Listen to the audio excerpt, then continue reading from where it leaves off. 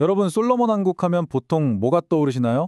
아마 역사상 가장 찬란했던 황금기, 엄청난 부와 지혜, 평화가 가득했던 그런 시대, 뭐 이런 이미지 아닐까요? 그런데 말이죠, 이 위대했던 왕국이 솔로몬이 죽자마자 정말 거짓말처럼 한순간에 와르르 무너져 내립니다. 아니 대체 왜 그랬을까요?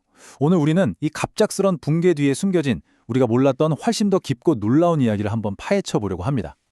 자, 우선 시가 순서대로 한번 보시죠. 모든 건 다윗 왕에게 주어진 하나님의 약속에서부터 시작됩니다.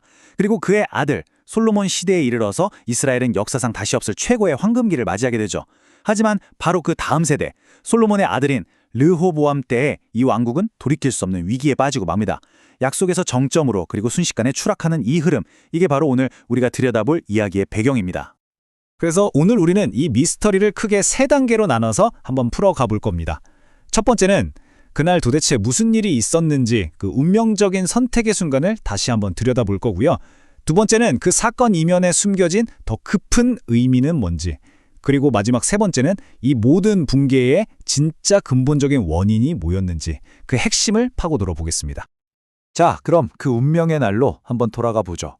성경 역대하 10장을 보면 새로운 왕으로 막 즉위한 르호보암은 시작부터 아주 중대한 시험대에 오르게 됩니다. 솔로몬의 그 화려했던 황금기, 사실 그 이면에는요, 백성들의 엄청난 고통이 숨어 있었습니다. 바로 무거운 세금과 강제 노역이었죠. 그래서 백성들은 새로운 왕에게 역대하 10장 4절의 말처럼 아주 정당하게 요구를 합니다. 우리가 짊어진 짐을 좀 가볍게 해주십시오. 그러면 우리가 왕을 영원히 섬기겠습니다. 이건 반란이 아니었어요. 르호보암에게 주어진 첫 번째 리더십 테스트였던 거죠. 이 중요한 갈림길에서 르호보암은 두 그룹에게 조언을 구합니다. 먼저 아버지 솔로몬을 섬겼던 원로들은 백성을 섬기는 리더가 되라고 말합니다. 부드러운 말로 마음을 얻으라는 아주 지혜로운 조언이었죠. 반면에 자기랑 같이 자란 젊은 신하들은 뭐라고 하냐면 아닙니다. 더 강하게 억눌러야 합니다. 라고 충고해요. 심지어 전갈채찍이라는 정말 섬뜩한 표현까지 써가면서 말이죠. 그리고 르호보암은 정말 최악의 선택을 하고 맙니다. 그는 지혜 대신 오만함을, 섬김 대신 폭력을 택한 거죠. 원로들의 현실적인 조언을 가차없이 버리고 젊은 친구들의 그 과격한 말을 그대로 백성들에게 뱉어냅니다. 이 어리석은 결정 하나가 결국 왕국을 두동강 내는 비극의 시작이 될 줄은 꿈에도 몰랐겠죠. 자, 여기까지가 우리가 보통 알고 있는 역사적인 팩트입니다. 그쵸? 하지만 성경은 여기서 이야기를 끝내지 않아요. 우리를 훨씬 더 깊은 차원으로 초대합니다. 이제 이 표면적인 사건을 넘어서 그 안에 담긴 진짜 신학적인 의미가 뭔지 한번 파헤쳐보겠습니다.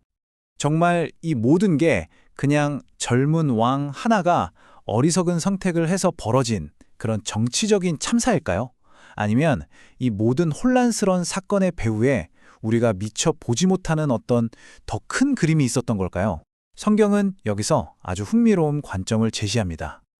정말 놀랍게도요, 성경은 역대하 10장 15절에서 이 모든 사태가 하나님께로부터 비롯되었다고 선언합니다. 이게 무슨 말일까요?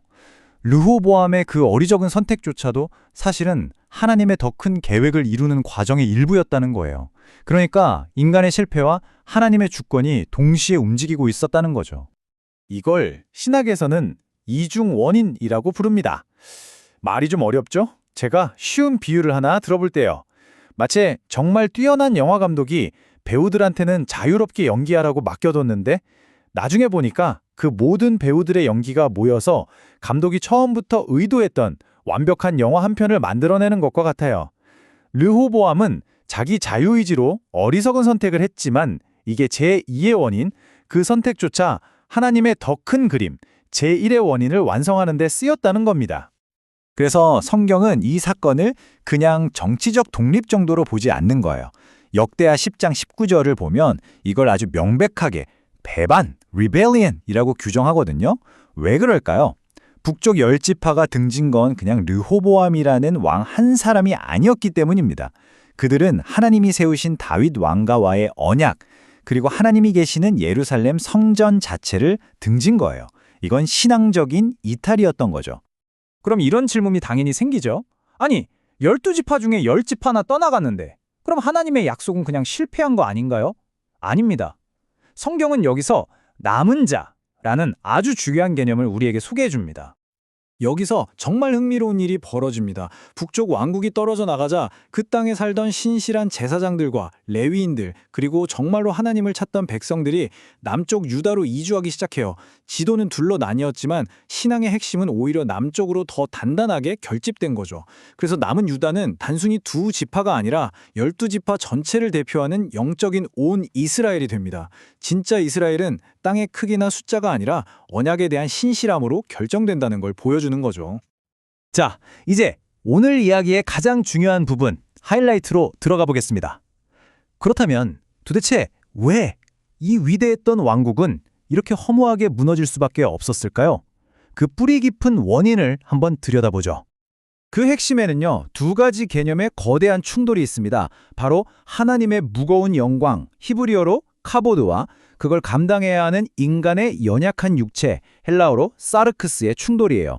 솔로몬 왕국은 이 땅에 하나님의 완벽한 시스템을 구현하려고 했지만 문제는 그것을 떠받쳐야 할 우리 인간의 육체가 너무나 연약했다는 데 있었습니다. 이걸 요즘 시대에 맞게 비유를 들자면 딱 이런 거예요. 최신형 슈퍼컴퓨터에나 돌아갈 법한 엄청난 운영체제를 글쎄 90년대에 쓰던 낡은 플립폰에 설치하려는 것과 같다고 할까요? 소프트웨어는 완벽한데 하드웨어가 그 성능을 도저히 감당하지 못하는 겁니다. 하나님의 완벽한 나라와 우리 인간의 연약한 육체 사이에는 바로 이런 근본적인 불일치가 있었던 거죠. 자, 이렇게 보니까 우리가 맨 처음에 봤던 백성들의 외침이 완전히 다르게 들리지 않으세요? 우리의 멍에가 너무 무겁습니다라는 이 말은 그냥 힘들다는 불평이 아니었어요. 그것은 죄로 물든 인간의 연약한 육체로는 하나님의 완벽한 영광의 무게를 결코 지탱할 수 없다는 시스템 자체의 한계를 드러내는 비명 같은 것이었습니다. 그래서 성경은 우리에게 두 종류의 멍에가 있다고 말해주는 것 같아요. 하나는 솔로몬 왕국이 부여준 율법의 멍에입니다. 인간의 힘으로 완벽에 이르라는 너무나 무거운 짐이었죠. 하지만 예수님은 마태복음 11장 30절에서 완전히 다른 은혜의 멍에를 말씀하십니다. 내 멍에는 쉽고 내 짐은 가볍다. 왜냐하면 그분이 우리 대신 그 모든 무거운 짐을 다 짊어지셨기 때문이죠.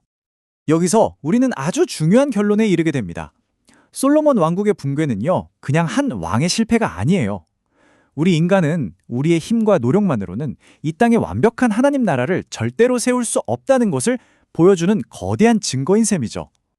그렇다면 답이 없는 걸까요? 이 근본적인 문제를 해결할 방법은 정말 없는 걸까요? 아니요. 성경은 바로 이 가장 깊은 실패의 지점에서 미래를 향한 놀라운 희망을 이야기하기 시작합니다. 생각해보세요. 문제는 하나님의 영광이 너무 무겁다는 게 아니었어요. 진짜 문제는 그걸 담아내야 할 우리의 육체가 너무 연약하다는 거였죠. 그렇다면 해결책은 영광을 줄이는 게 아니라 우리의 몸이 강해지면 되는 거 아닐까요? 그리고 이게 바로 성경이 약속하는 부활의 소망입니다. 하나님의 무한한 영광 속에서도 결코 지치거나 아프거나 슬퍼하지 않는 완전히 새로운 몸을 입게 될 거라는 약속 말이죠. 결국 솔로몬 왕국의 붕괴라는 이 거대한 실패의 이야기는요, 우리를 위해 그 영광의 무게를 대신 짊어지실 구원자 예수 그리스도가 왜 필요한지, 그리고 언젠가 그 영광을 온전히 기쁨으로 누리게 될 새로운 몸, 즉 부활이 왜 우리의 유일한 소망인지를 역설적으로 보여주는 가장 위대한 증거가 되는 겁니다. 마지막으로 여러분께 이런 질문을 한번 던져보고 싶어요. 어쩌면 역사상 가장 거대해 보이는 실패들이 사실은 그냥 끝이 아니라 우리가 상상도 못했던 훨씬 더 위대하고 좋은 이야기를 위한 꼭 필요한 시작점이었다면 어떨까요?